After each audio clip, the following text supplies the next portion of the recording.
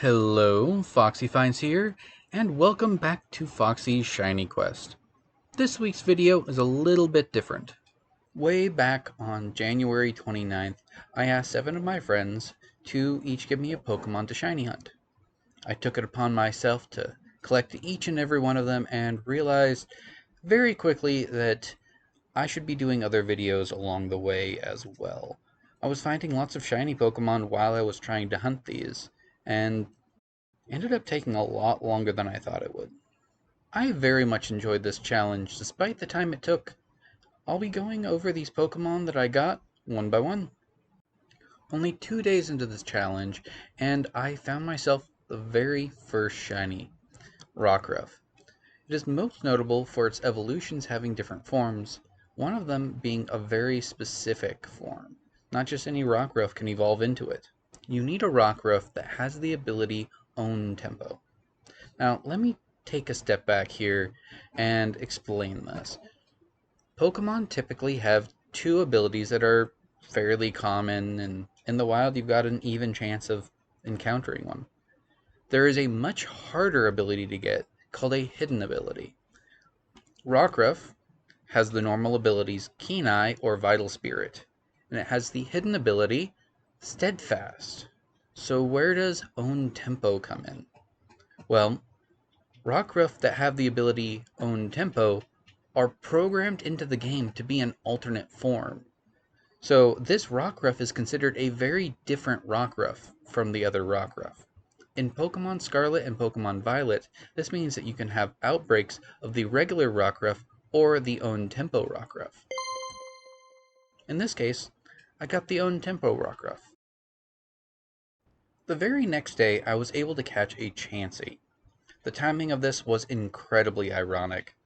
This was just a few days before the Pokemon Go Chansey Community Day. If you watch that video, you will see that I only caught a Chansey to evolve up into Blissey, and then in the next video I was able to hatch an egg into Happiny. Back to Chansey though. They have the highest HP stat and the lowest attack and defense stats. Chansey, and when available its evolution, give the most experience when battled out of any other Pokemon. This, however, was wasted in Generation 1 for the most part, as it could only be found in the Savari Zone or the post-game Cerulean Cave.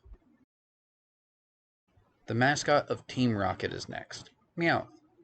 In the anime, this Pokemon used up one of its attack slots to learn how to speak. However, this is not the original intent. Ever find it strange that in the anime, Pokemon were able to say their name and nothing else? This is because originally Pokemon were supposed to only say their name until they had more training, and then they'd be able to learn speech. The games never said that Pokemon couldn't talk after all, and in the first manga that came out, they did. Once again, I got a shiny 2 days in a row for this. There have been quite a few Pokemon that'll drain your energy, but Greavard, in a traditional dog fashion, does so unintentionally. These Pokemon will lay waiting, and then they'll be so excited to see you that they drain all of your energy away. Just like a dog wanting to play fetch over and over, your arm gets tired long before they do. I had a fairly busy stretch here where I was unable to shiny hunt any of these Pokemon for a while. I had hoped to already finish this challenge by this point, but I was determined I was going to finish. Then, I found 2 Drapey outbreaks on the same day and decided to test my luck. These Pokemon are the ghosts of a prehistoric Pokemon that went extinct, giving them their ghost typing. They love to be shot from their evolved forms projectile launchers at various foes. Doesn't hurt them though, so don't worry. I had attempted this hunt for a while, but I did not expect to get this one through raids. I was working on farming out Herba Mystica so that I could make sandwiches to shiny hunt the Paradox Pokemon. That's when I had this encounter. While this is the second Pokemon I'm showing off that I got through Terra Raid battles, this was the first one I actually found. Skarmory was one of the staple Pokemon to show off the new Steel type. Most flying Pokemon were weak to rock and ice, and most Steel type Pokemon were weak to fighting and ground. This Pokemon ended up being quite the challenge to a kid's memory on type effectiveness and interaction, as they cancel out a lot of each other's weaknesses. This was made even harder due to an error in how Generation 1 would display a type effectiveness. Anything outside of a regular, normal damage type was listed in a particular order based off of how it was coded. So normally, the game would just run through the list. When it came to the effectiveness, it would spit out that result. However, if the opponent had two types, and your attacking type interacted differently with these, it would display whatever was coded later in the list. The damage was luckily still correctly calculated. However, you would end up with a message that said something was either super effective or not very effective when it was just normal effectiveness. This was particularly notorious for flying type Pokemon because they could never be single type. They were hard programmed to be dual typed in the game.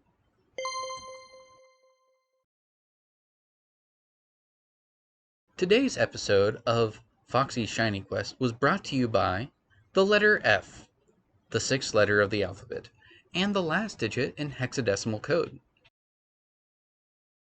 Its history can be traced back to this symbol, which represented a V or a W sound. Over time, it developed and split off, and we ended up with the F that we have today. Okay, seriously now. Unknown. This was the real hunt. When I was given this task of finding not just unknown, but specifically unknown F, I had to compare my options. So, Shining Pearl, where I would be able to have a hunt where it was the only Pokemon that could be encountered. We're looking at the odds of 1 in 1,365 as I have the Shiny Charm. This would be running around the same room, extremely boring. I couldn't find any other shinies along the way. It would just be a straightforward hunt. Or Legends Arceus, where I could find extra shinies along the way. The shiny odds were as low as 1 in 158, but that is only if I found a mass outbreak or a massive mass outbreak. On top of that, there are 28 different unknown types, and I can't narrow down what I hunt. All of them are just mixed together. So, either I'm trying to hunt a single unknown type by itself at this really large odds against me, or I hunt with better odds, but I can't choose. When you do the math, hunting in Legends Arceus comes out to be 1 in 4,424, roughly. The odds were in favor for the long Pokemon Shining Pearl hunt. I ended up hunting this Pokemon whenever I had free time, and I'll tell you, it took about 2 months longer than any of these other hunts.